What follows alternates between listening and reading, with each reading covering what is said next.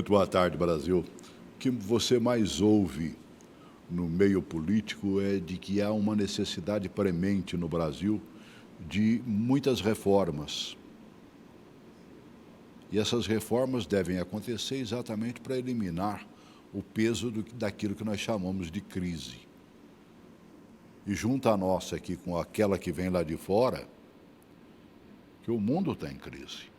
Está todo mundo botando o pé no freio, todo mundo devagar, quase parando.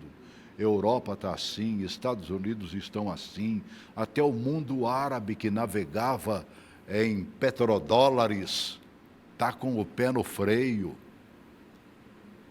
O mundo parece que deu uma mudada violenta.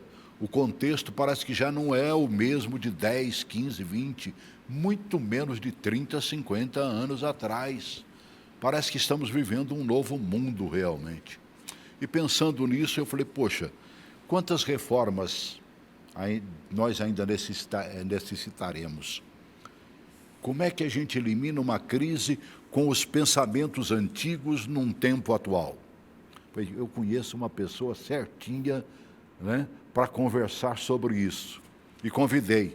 Ele é um advogado com ampla atuação no direito público, direito administrativo e direito constitucional, expertise em dirimir no âmbito administrativo e judicial controvérsias acerca exatamente de direitos regulatórios. Ele é mestre em direito, autor de diversos livros, ocupou diversos cargos de relevância, entre os quais, que eu me lembro, por exemplo, procurador-chefe do INSS junto ao STF e STJ, procurador-geral da FUNASA e ele é um dos mais destacados professores de direito aqui do nosso Distrito Federal, quiçá do Brasil, inclusive com amplo reconhecimento.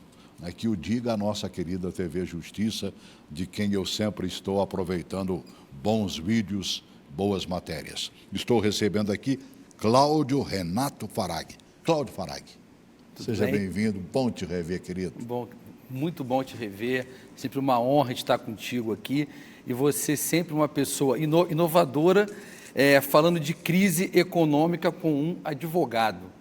E todos dizem, se você quer resolver um problema, você chama um advogado para não resolver. Então, a gente vai falar de crise econômica no momento e sob um ponto de vista jurídico. Vamos tentar falar das reformas sob um ponto de vista jurídico, mas principalmente sob um ponto de vista psicológico.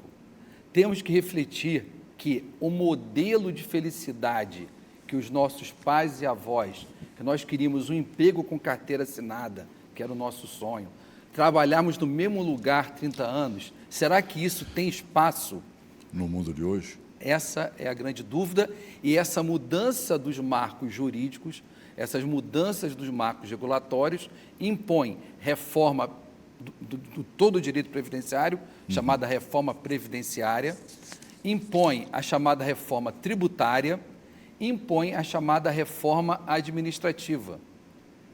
Uma já está posta, já está em discussão no Supremo Tribunal Federal, e as outras virão. Agora, não estão vindo em passos muito lentos, devagar, quase parando, Farag? Eu acho que o tempo da política é diferente do tempo da necessidade de cada um. Então, nós temos um Congresso que, necessariamente, essas reformas têm que passar pelo Congresso. Nós temos que sopesar direitos de minorias, que alguns direitos são chamados de privilégio por alguns, e outros entendem que, na verdade, são direitos. Nós temos que entender que a própria evolução, desde que existe a nosso chamado direito previdenciário, nós tivemos a criação em 1923. Só um contexto que a coisa é muito ampla. Em 1923, cada grupo de trabalhadores criaram os chamados institutos de previdência. Nomes antigos que nós lembramos, IAPI, IAPTEC, IAPC. Esses institutos, eles faliram. As quadras 400 era, né? Ali é a quadra do IAPI, é a quadra do IAPTEC. É o prédio do IAPI no Rio de Janeiro. Todas as cidades têm isso. Em 1960, criaram o chamado INPS, por conta de uma crise. A crise gerou uma mudança jurídica, criamos o modelo do INPS, tivemos crise em 1977, que criamos vários nomes que nós já ouvimos falar, LBA, SEMI de medicamentos, IAPAS. A Constituição de 1988 foi uma Constituição que ela deu vários direitos. E a grande questão é, como nós vamos pagar esses direitos? Ou nós vamos ter muito dinheiro para pagarmos muitos direitos, ou vamos ter que reduzir direitos. Então, o ponto hoje, como vamos fazer para reduzir direitos e a conta fechar? Isso explica o número altíssimo que é sempre divulgado de desempregados no Brasil? Do ponto de vista, vamos voltar no ponto de vista psicológico, Sim. que eu acho que cada um de nós tem que enfrentar algo. É dito, 13 milhões de pessoas estão desempregadas. Então, é o sonho da carteira assinada. Eu pergunto, vários advogados, vários arquitetos, vários engenheiros, vários jornalistas, várias pessoas, elas têm o trabalho, mas elas não têm o emprego. Mas todo mundo fala que ser feliz é ter uma carteira assinada. Enquanto o modelo de felicidade posto por todos for a carteira assinada, nós vamos ter 13 milhões de pessoas infelizes. E, na verdade, o nosso modelo de felicidade deve ser: temos trabalho, temos dignidade, temos proteção social e a conta fechar. Então, eu acho que uma sugestão para os economistas é mudar esse nome de 13 milhões de desempregados para verificarmos efetivamente quem está desempregado, destrabalhado, ou seja, quem não tem trabalho, quem não tem ocupação. As pessoas têm que ter quem não tem um ocupação. serviço a oferecer, né? Isso, porque a gente não pode chegar ao seguinte: quem não tem carteira assinada está alijado da sociedade. Quem não tem carteira assinada, o modelo de carteira assinada, o modelo da previsão da CLT, que foi uma previsão pós-guerra, que o Brasil fez uma opção de um Estado maior, de um Estado com uma proteção maior, não pode ser o sonho. Se assim não for, todos vão ter que ser servidores públicos, todos vão ter que ser militares e, na verdade, o sonho é nós termos ocupação. O Velho Continente, por exemplo, já fez esses tipos de mudança? Você acompanha para e passo, como professor que é e estudioso que é? Eu vi um termo em Portugal que me deixou muito preocupado, chamado peste grisalha, ou seja, que o problema da sociedade são os idosos. Eles usam esse termo, peste? Peste grisalha. Então, se qualquer um que pesquisa na internet, esse termo foi uma grande discussão no parlamento português, que, na verdade, o mal da sociedade seriam os idosos. Eu fico brincando quais seriam as soluções. Pegamos uma grande nave espacial, colocamos todos os idosos e mandamos para outro planeta. Isso é uma solução. Só seríamos um país nós dois estaríamos incluídos nessa aeronave. É verdade, né? Estamos caminhando bonitinho aí, né? Seríamos o primeiro da fila daqui a pouco. Então, na verdade, o que nós temos que entender é que nós temos que preparar o Estado brasileiro, preparar a sociedade e preparar cada pessoa para entendermos que nós vamos ter que trabalhar muito mais, vamos ter que economizar muito mais, vamos ter que nos dar muito mais. E temos que fazer isso protegendo direitos. Não podemos simplesmente reduzir a aposentadoria e a pensão pela metade. Não podemos não dar o que a pessoa contribuiu. É um desafio muito grande. Agora, com o envelhecimento acentuado que a população está tendo, né? Já estamos quase beirando os 80 em termos de idade média no Brasil. Isso para quem viu há 30, 40, 50 anos atrás que você sucumbia aos 50 antes dos 60, nós estamos vivendo muito mais. E a meninada já não é em número como tínhamos antigamente. A grande solução para uma reforma, que é a reforma previdenciária, nós temos uma expressão muito fácil: termos muitos filhos. Aquela mãe que tinha 18 filhos, com certeza ela não precisava de INSS, ela não precisava de aposentadoria. Tendo 18 filhos, qual a chance que uma mãe com 18 filhos passar dificuldade quando for idosa? Não, com 18 filhos, algum filho vai ajudar. Ah, vai, com certeza. Então, agora, se nós temos 1, 2 filhos, nós vamos ter uma dificuldade, inclusive, de reposição. Por quê? Nós precisamos ter uma quantidade de pessoas trabalhando para pagar a aposentadoria. Agora, quando a gente discute isso economicamente, reformas, elas têm que ser feitas o tempo todo. As pessoas mudam, mas como fazer reformas sem violar direitos? Eu acho que esse é o ponto, Celso.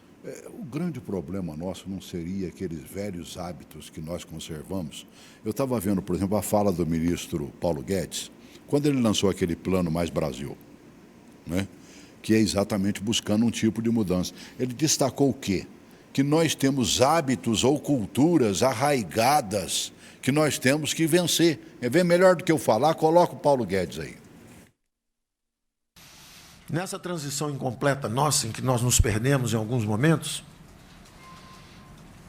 nós acabamos criando uma cultura de estabilidade monetária antes da lei de autonomia do Banco Central. A lei ainda não existe, mas a cultura anti-inflacionária já é parte do DNA institucional brasileiro. São aperfeiçoamentos institucionais.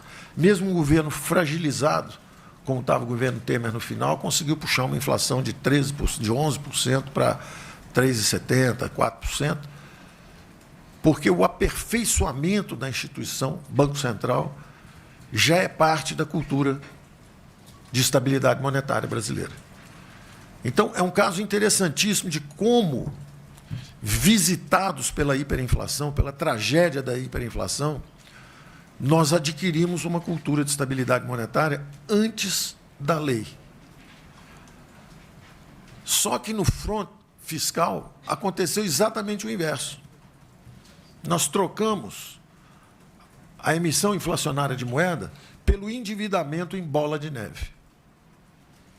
Estamos agora em torno de 5,5 trilhões, quase 80% do PIB como endividamento. Porque não temos ainda a cultura de responsabilidade fiscal, apesar de termos a lei de responsabilidade fiscal. É o inverso do que ocorreu na área monetária. Os fundamentos de uma república saudável, precisa de fundamentos fiscais e monetários bem estabelecidos. Curiosamente, não temos a lei da autonomia do Banco Central, mas já temos a cultura anti-inflacionária, porque fomos visitados pela hiperinflação. No caso do endividamento em bola de neve, é exatamente o contrário. Nós já temos a responsabilidade fiscal há mais de uma década e não temos a cultura da responsabilidade fiscal. Municípios, milhares de municípios quebrados, dezenas de estados quebrados, e a União só não quebra porque se endivida em bola de neve. Então, de novo, nós estamos falando sobre responsabilidade com as futuras gerações. Impressionante, né? Quer dizer, a força faz com que o Banco Central e nós, né, temos que dar aquela apertada de cinto. Mas a gente continua empurrando a bola de neve e ela está crescendo cada vez mais. Isso são as chamadas reformas que devem acontecer. Ele falou tanto em reforma fiscal, né, na necessidade de mudar a mentalidade fiscal. Eu acho que ele fala de duas coisas. O ponto que a gente falou, a cultura da carteira assinada, a cultura do trabalho versus emprego. Temos que conversar com os nossos filhos que o sonho da carteira assinada cada dia vai estar mais longe. Temos que sonhar em estudarmos mais, temos que estudar em nos especializarmos para que nós tenhamos a empregabilidade nesse sentido. Quando ele fala de cultura, que nós individualmente vamos ter que ter uma cultura da economia, vamos ter cultura da poupança, vamos ter a cultura de reduzir os gastos estatais e priorizar os gastos estatais. Claro, quando você olha em termos fiscais, ou seja, quanto que entra e quanto que sai, nós estamos numa conta negativa. Então, alguém vai ter que pagar. Ou eu vou aumentar receita, eu preciso aumentar tributo. Ninguém quer pagar tributo mais. Ou vamos ter que reduzir despesas.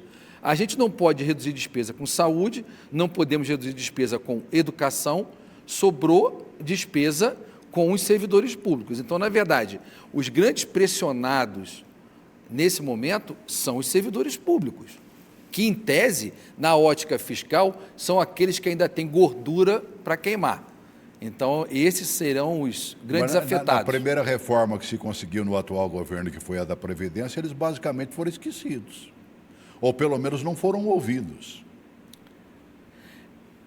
Com certeza, tivemos, inclusive, uma inclinação com um ponto de vista único da mídia, temos que reconhecer, você é uma das poucas pessoas que ouve todos os lados, então acho que é importante ouvir. É claro que o ponto central está no Supremo Tribunal Federal, o meu escritório, eu sou um dos advogados que assinou uma ação direta de inconstitucionalidade sobre alguns pontos da reforma da Previdência, apontando que nós não podemos confiscar as pessoas.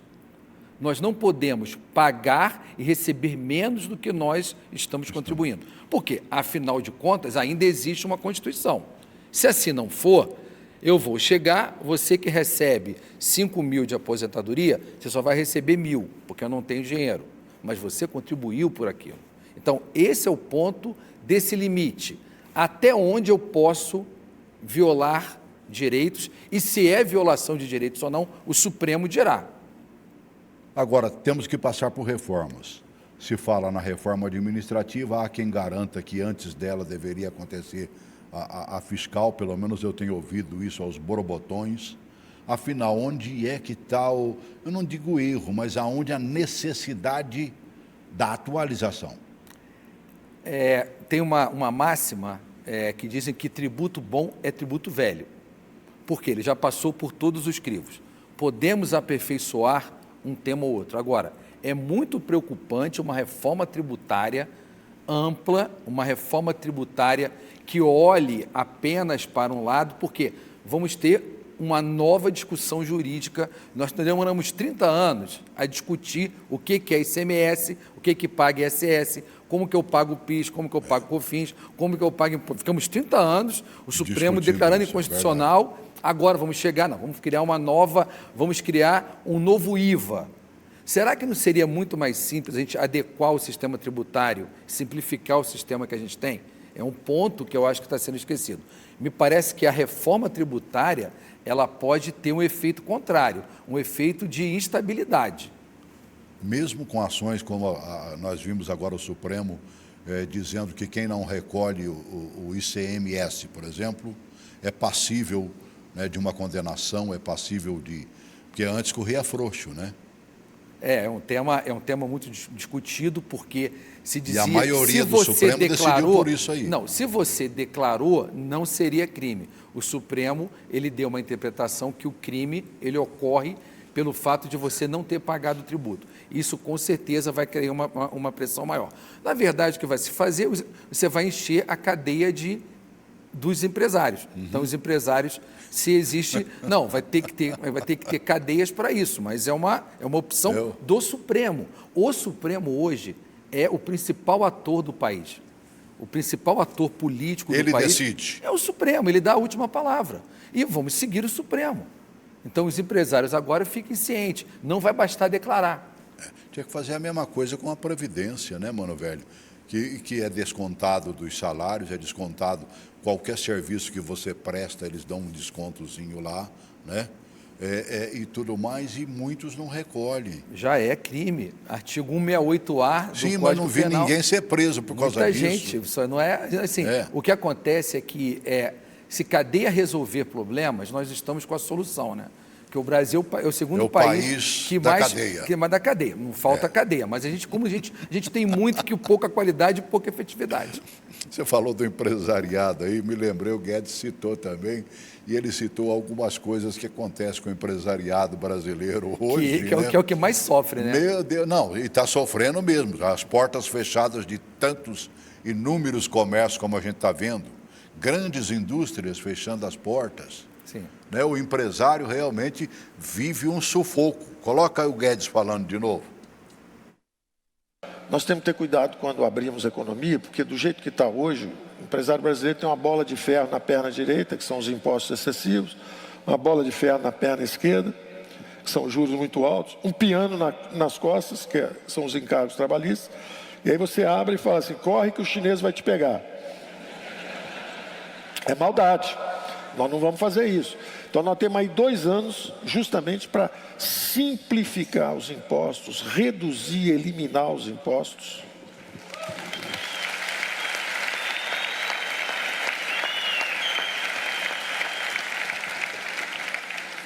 Reduzir os juros, porque estamos atacando os fundamentos fiscais, quer dizer, vamos acabar com o buraco da Previdência, vamos reduzir subsídios, vamos controlar gastos, 40%, 50%, entre 40% e 50% do funcionalismo público federal se aposenta nos próximos 4, 5 anos.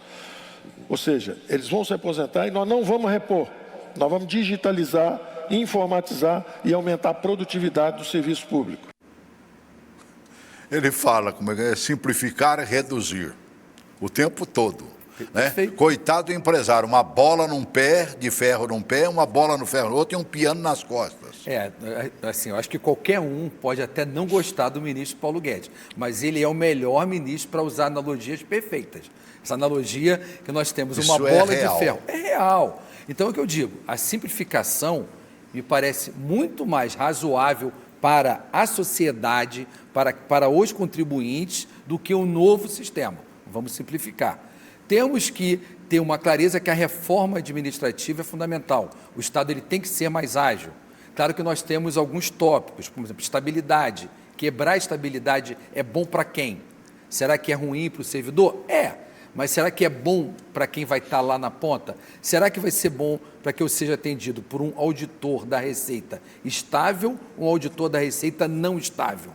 Será que é melhor eu ser julgado por um juiz com vitaliciedade ou um juiz que não tem vitaliciedade? Que, em tese, isso parece privilégio para o juiz, mas é uma garantia para que ele possa decidir de maneira justa. E a questão dos encargos trabalhistas é uma discussão grande, que volta, se eu reduzo encargo trabalhista, eu reduzo a arrecadação da Previdência Social. Por quê? Quando eu sou empregado, a empresa paga 20% e eu pago 11%. Isso. Se eu não sou empregado, a empresa, eu só pago os 11 sozinho. Então, diminui a arrecadação. O problema bastante, é aquele chinesinho, ele usou o chinesinho, ministro, só que nós somos chinesinho com vários pratinhos.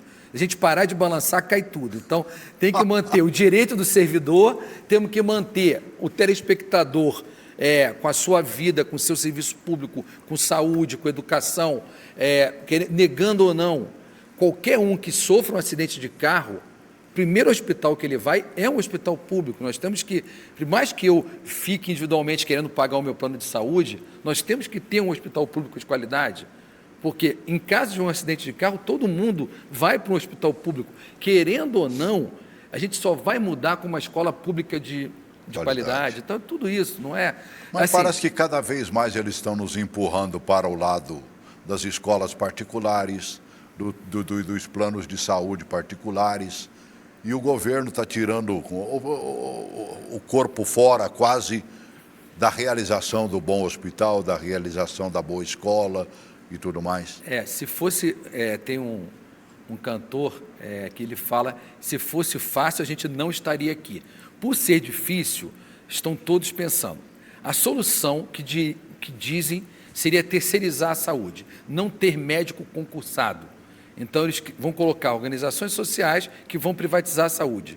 Então, todas as UPAs, quase todos os locais são empresas terceirizadas, que elas contratam médicos que não são médicos que fizeram concurso público.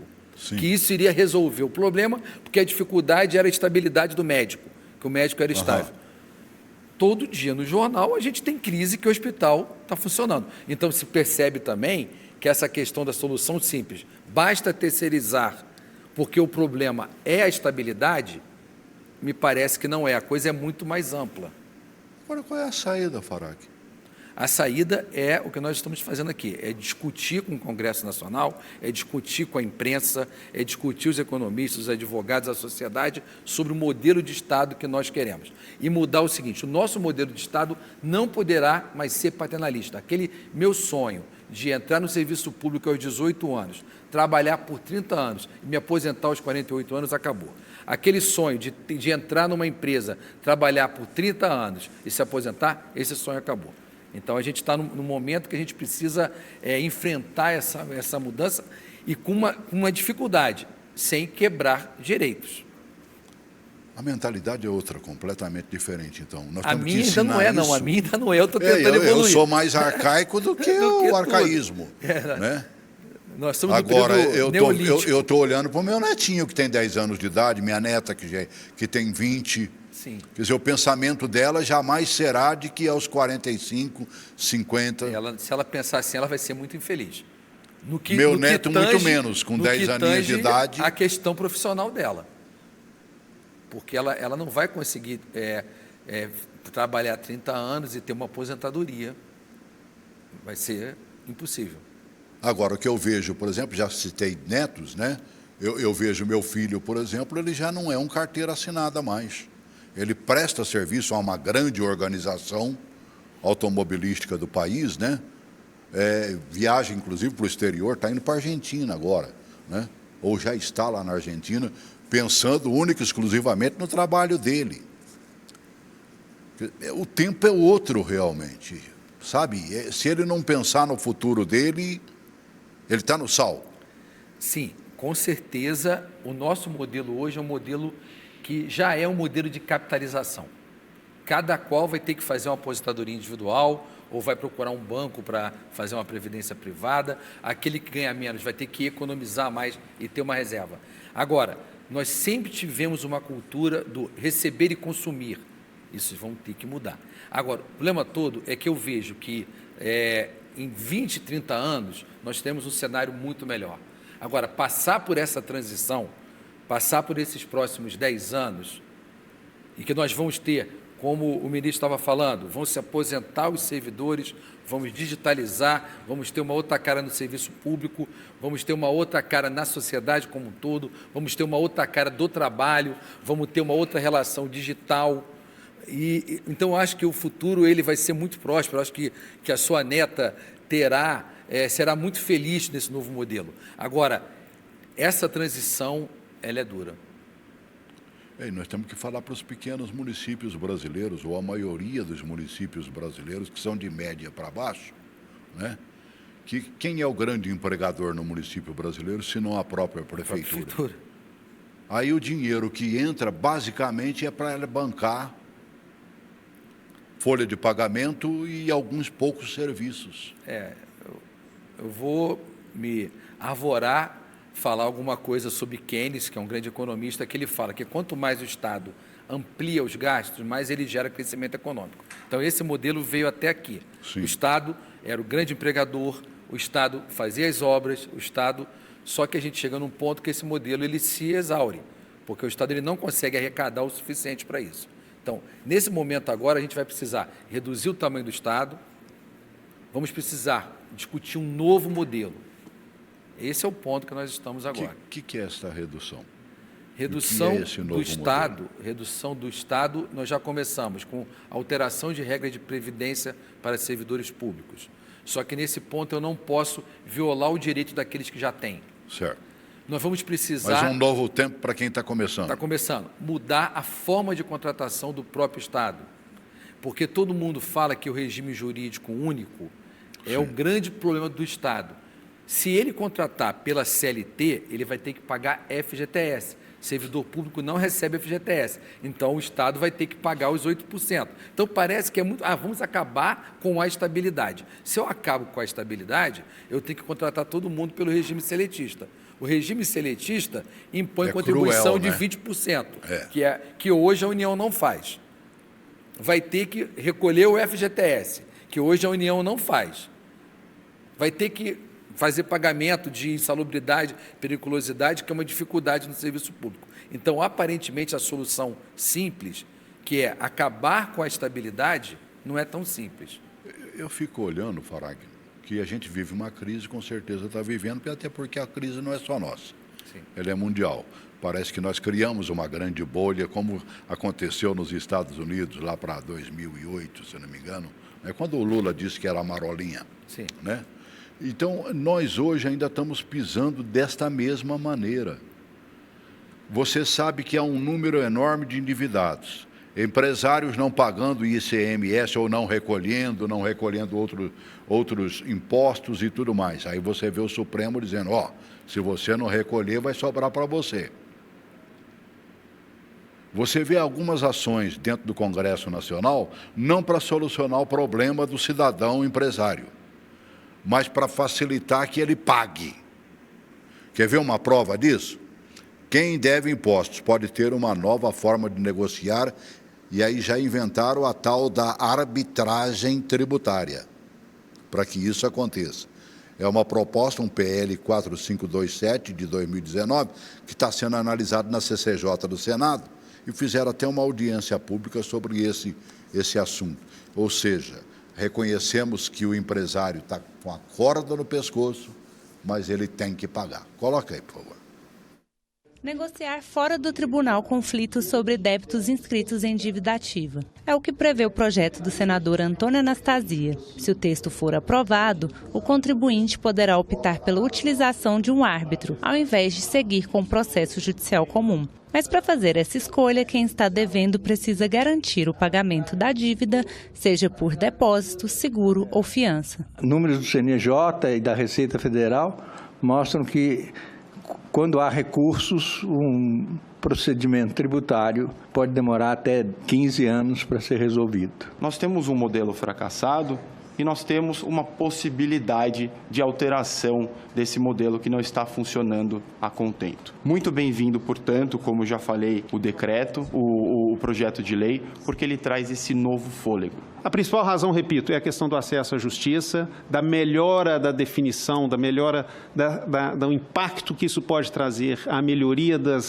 resolução dos conflitos em termos de mérito, né, pensando aqui na própria influência que as decisões administrativas do CARF geram no âmbito do processo judicial tributário, também pensamos que a arbitragem tributária, até pela sua celeridade, irá contribuir muito com a melhoria das decisões judiciais. O representante da Procuradoria-Geral da Fazenda Nacional também elogiou a iniciativa, mas manifestou preocupação com o método que será utilizado para extinguir o crédito. O problema que está por trás dessa minha reflexão é se seria necessário ou não uma lei complementar para tratar da arbitragem como forma de extinção do crédito tributário, porque a sentença arbitral ela pode extinguir o crédito tributário, e de suspensão também durante o seu caminhar, né? Porque é preciso lei complementar para tanto suspender quanto para extinguir o crédito tributário, e isso decorre do artigo 146 da Constituição. Que o processo legislativo exige exatamente essa dinâmica, esses debates,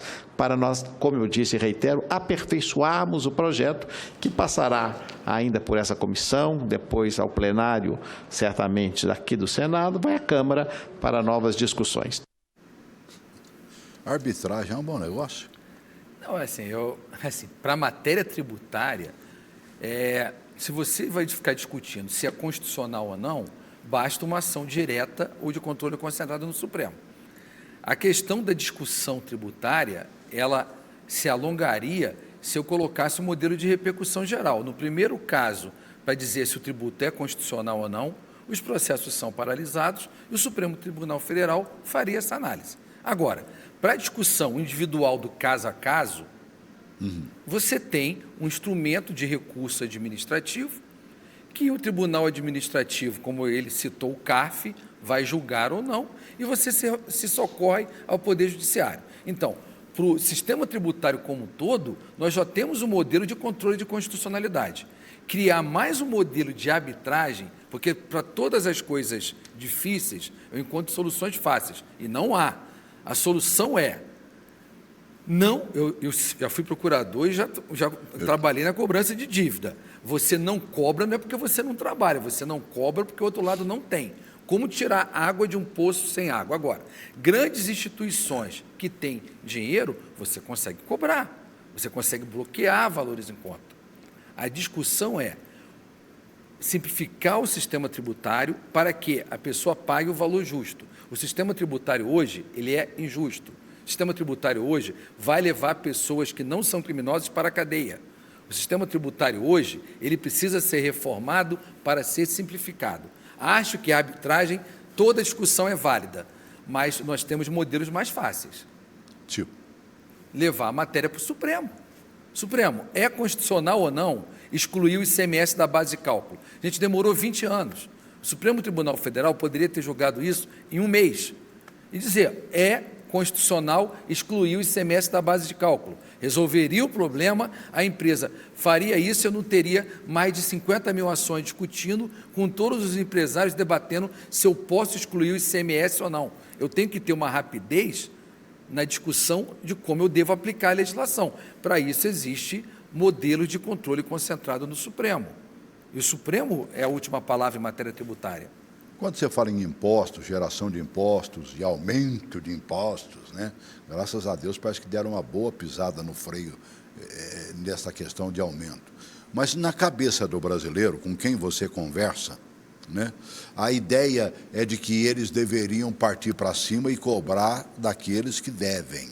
Só se você for chegar em praça pública, como se fazia, esquartejar o devedor. Você sabe que o modelo antigo, que não era, verdade. Você pegava o devedor, esquartejava. Se assim for, vamos pegar 60 milhões de devedores, colocar em praça pública, esquartejar todos e dar um pedacinho para cada credor.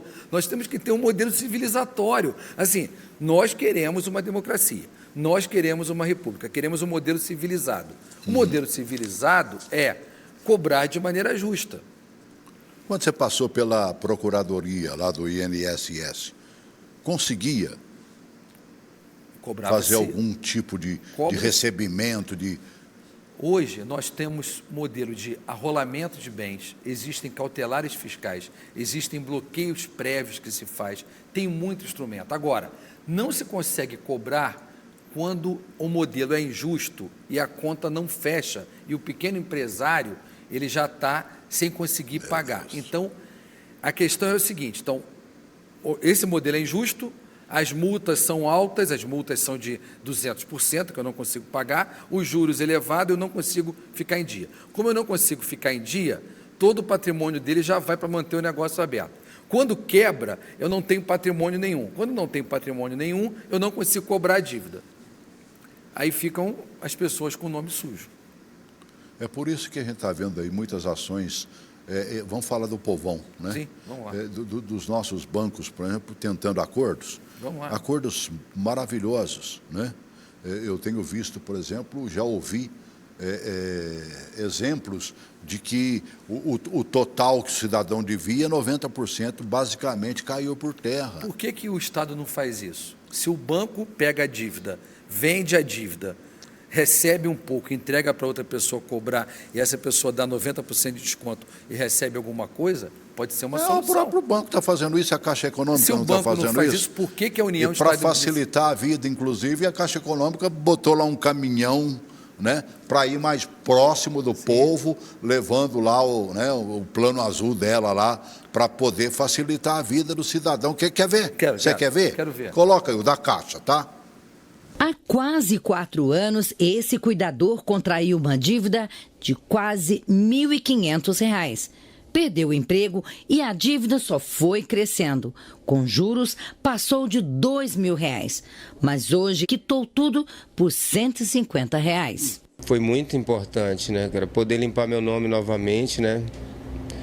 E poder voltar à vida ativa de novo, né? Poder comprar novamente, né? Até o final do ano, a campanha Você no Azul vai ajudar cerca de 3 milhões de clientes em todo o país a liquidar ou renegociar suas dívidas com facilidades. A campanha negocia dívidas de créditos comerciais para pessoas físicas e empresas. Os débitos com atraso superior a 1 ano, por exemplo, poderão ser regularizados com descontos que podem chegar a 90%. Até os contratos contratos habitacionais podem ser renegociados. Além do desconto para dívidas que não podem ser pagas à vista, a gente tem parcelamento, extensão de prazo. Os parcelamentos podem ir até 96 meses e inclui a habitação também, que a gente pode incorporar, usar o FGTS e tem inúmeras alternativas para tentar facilitar para o cliente. Do início da campanha em maio até agora, cerca de 410 mil clientes quitaram ou renegociaram suas dívidas. Só em quitações, a Caixa conseguiu receber 640 milhões de reais. De maio até aqui, a gente conseguiu receber, aí liquidar a dívida para mais de 350 mil famílias. Eu acho que esse exemplo da Caixa deveria ser o exemplo seguido pela União para os estados e municípios. Só que quando eu falo de crédito tributário, eu tenho que ter uma lei que me engessa e não posso, porque no Brasil a gente tem uma presunção de que o agente público vai se corromper. Não está colocado o valor lá e a pessoa negocia e vai pagar de acordo com a sua capacidade. Aquele tal do refisa, o refaz, não foi exatamente isso? Sim, mas como é uma Eu me lembro lei... que eu tinha um débito de ISS, certo? Certo, aí você... Eu pago 4 contribuições anuais. Sim. E houve um período que eu parei, como eu achei que eu podia parar de pagar. E quando fui ver, estava lá um grosso. Fizeram um acordo comigo lá, eu paguei basicamente sem juros, sem não sei o que lá, sem correção, e eles dividiram em 36 meses, eu paguei, que foi uma beleza, mano. Sim, eu acho que isso aí, tem muita gente que critica que o modelo de fazer refis é algo que dá vantagem para aquele devedor quanto mais. Agora, você pegar o estoque de dívida antiga, sim, fazer uma alienação dessa dívida para que ela possa ser cobrada por particulares com a capacidade de negociação que é diferente do Estado, pode ser uma solução. E uma solução que tem dito aí, que em paralelo, é a chamada securitização da dívida pública. Troca por miúdo isso aí, o que é isso? O que é isso? Eu dar a dívida pública em garantia ou eu vender a dívida ativa. Eu não tenho 1 trilhão de dívida? Sim. Quem é que quer comprar esse 1 trilhão? Aí um banco estuda o crédito, fala, eu pago 300 milhões e levo a dívida para mim. E vou colocar os meus advogados para cobrarem as dívidas e negociar as dívidas. Se você deve 100 e eu paguei 5 pela dívida, com certeza eu vou querer vender por 6. E esses 6 eu vou dividir para você. É basicamente, então, o que está acontecendo em alguns bancos. Né? Você senta com o gerente e aí ele faz lá o mínimo possível. Né? A gente sabe que não é o possível. Né? Tem mais um caldinho ali. E você negocia com o gerente. Aí quando você, para mim, ele falou assim, olha, você devia 1.000, você me paga 500. Eu falei, não, eu não tenho condições de pagar 500, vou fazer um acordo com você para não te pagar. Levanta da cadeira. Eu falei, senta aí. Vamos sentar. E aí acontece o que aconteceu com aquele mocinho do início da conversa ali, do vídeo da Caixa. Devia 2.000, pagou acho que 150. 150, perfeito. Isso mesmo, 150. Eu acho que esses exemplos, eles são muito mais inovadores do que nós ficarmos pensando na arbitragem de grandes dívidas de grandes instituições. Grandes instituições têm recurso. Quem não tem recurso é aquele pequeno. Quem não tem recurso é o microempresário. Quem não tem recurso é a pessoa do MEI. Quem não tem recurso é a pessoa optante pelo simples. Essas pessoas têm que ser parceladas, divididas, para que elas voltem. E o modelo tributário tem que ser simplificado. A previdência social deve ser alterada, garantindo direitos. Onde é que fica a reforma administrativa nisso tudo, hein? Na discussão da própria estabilidade do servidor, que é tida como a solução, mas não é bem assim. Se eu tirar a estabilidade, eu posso criar um modelo de servidores estáveis e não estáveis, e a estabilidade é uma tranquilidade que a sociedade tem, que aquele servidor ali, ele está empenhado em resolver o problema dela, está empenhado em resolver a situação. Eu sempre falava, se o médico não trabalha porque ele não é estável, porque ele é estável. Sim. E agora você tem médico terceirizado e está faltando saúde.